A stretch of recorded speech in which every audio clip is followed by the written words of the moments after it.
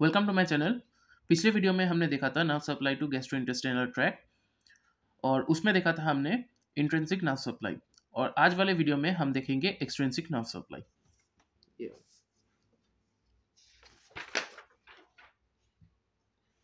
तो चलिए शुरू करते हैं।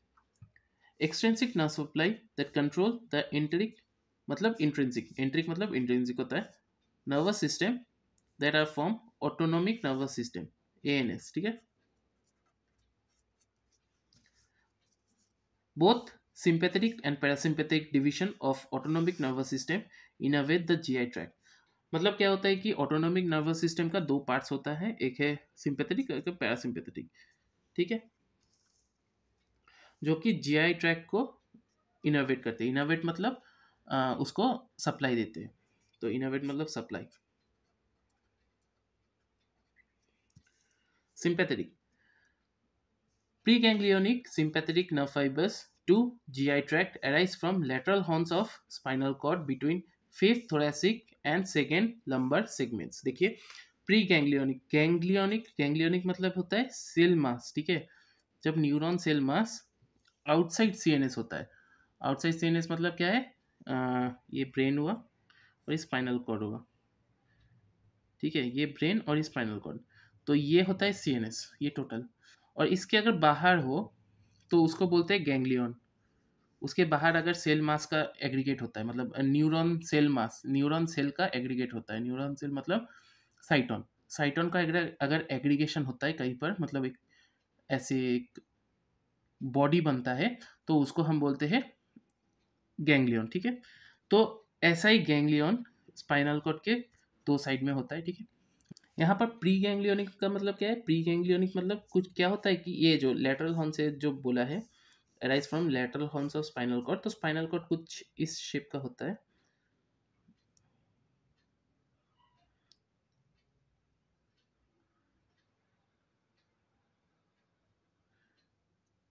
तो स्पाइनल कॉर्ड कुछ इस शेप का होता है। देखिए, ये मैं ड्रॉ कर रहा हूँ इसीलिए ऐसा हो रहा है, लेकिन अगर अब देखेंगे तो बेसिकली एज शेप का होता है। ठीक है, तो यहाँ पर एक लेटरल हॉर्न भी होता है, ये ऐसे ड्रॉ कर लिया। ठीक है, ये लेटरल हॉर्न हुआ, तो ये लेटरल हॉर्न से अराइज करता है। देखिए, ये हो गया लेटरल हॉर्न, ये जो है ये है लेटरल हॉर्न।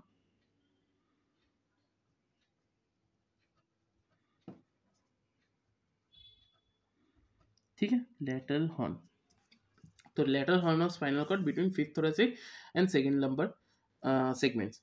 तो फिफ्थ थोरेसिक मतलब थोरेसिक का 12 टोटल 12 सेगमेंट होता है, तो T1 टू T12। ठीक है, यहाँ पर बोला है फिफ्थ थोरेसिक मतलब क्या है? T5 से लेके T12 तक होगा, और फिर L1 L2, तो ये होगा टोटल रेंज इसका। ठीक है, T5 T6 T7 T8 T9 T10 T11 T12, उसके बाद L1 L2। तो इसमें जो सेगमेंट्स होगा, ठीक है, उसमें से ये नर्व फाइबर जाएगा, ये नर्व फाइबर उसी सेगमेंट से जाएगा। और ये प्री गैंग्लियोनिक जो मैं बोल रहा था, ये प्री गैंग्लियोनिक मतलब होता है कि देखिए, यहाँ से जाके पहले ये गैंग्लियन के अंदर जाता है। ठीक है, उसके बाद पोस्ट गैंग्लियोनिक मतलब गैंग्लियन के बाहर फिर सप्लाई देने जाता है। एक होता है यहाँ से, देखिए ये यहाँ से आया, और ये प्री गैंग्लियोनिक, ये पोर्शन हुआ प्री गैंग्लियोनिक, और ये पोर्शन हुआ पोस्ट गैंग्लियोनिक, मतलब गैंग्लियन से पहले गैंग्लियन के बाद। ठीक है, तो ये प्री गैंग्लियोनिक,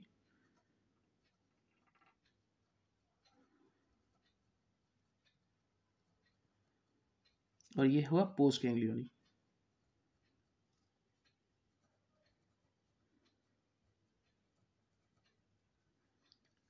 ठीक है,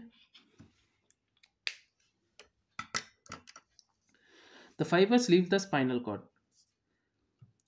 pass through the ganglia of the sympathetic chain. Sympathetic chain, देखिए मैंने बोला था कि एक सिंपैथेटिक चेन होता है, ठीक है, और एक पैरासिम्पैथेटिक चेन होता है।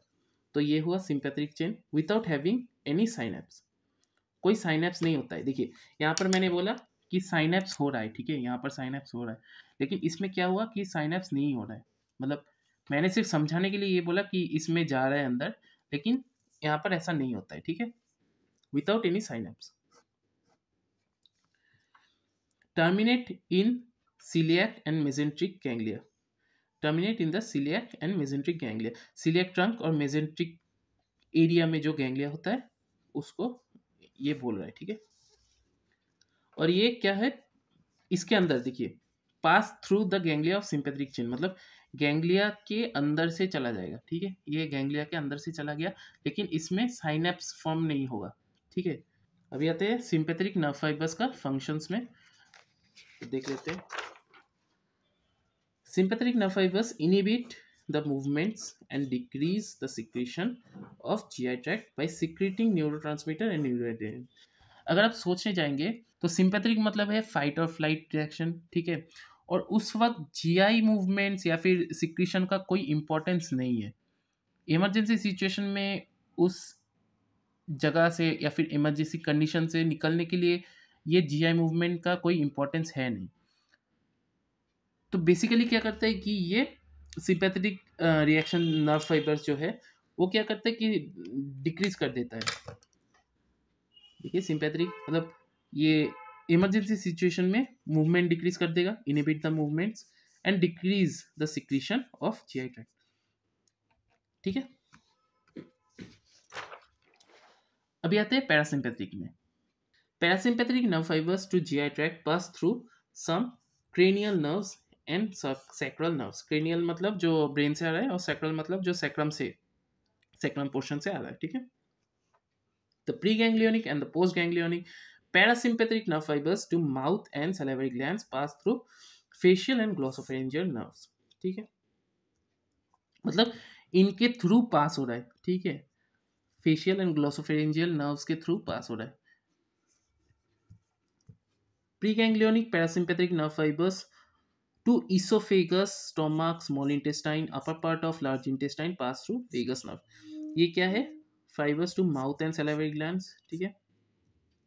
नर्व्स टू जीआई ट्रैक्ट, ठीक है। देखिए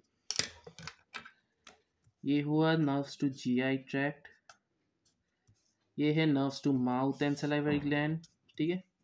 ये है oesophagus, stomach, small intestine and upper part of large intestine, ठीक है। पास थ्रू वेगस नर्व, ये वेगस नर्व के थ्रू पास करता है। Preganglionic fibre supplying the lower part of large intestine, lower part of large intestine ये भी माप लेते हो, lower part of large intestine arise from second third, अच्छा लार्ज इंटेस्टाइन ये हुआ। और ये कहाँ से अराइज करता है, arise from second third fourth sacral segment. तो सैक्रल सेगमेंट का second third and fourth segment से ही ये अराइज करता है and pass through pelvic nerve, ठीक है। पेल्विक नर्व के थ्रू पास करता है, ये वेगस नर्व के थ्रू पास करता है, ये फेशियल एंड ग्लोसोफेरेंजियल नर्व्स, ये cranial nerves and sacral nerves, ठीक है। All this preganglionic parasympathetic nerve fibres synapse with post ganglionic nerve cells, post ganglionic, ठीक है। पोस्ट गैंग्लियोनिक नर्व सेल्स इन माइंटेरिक और एंड सबम्यूकस प्लेक्सस।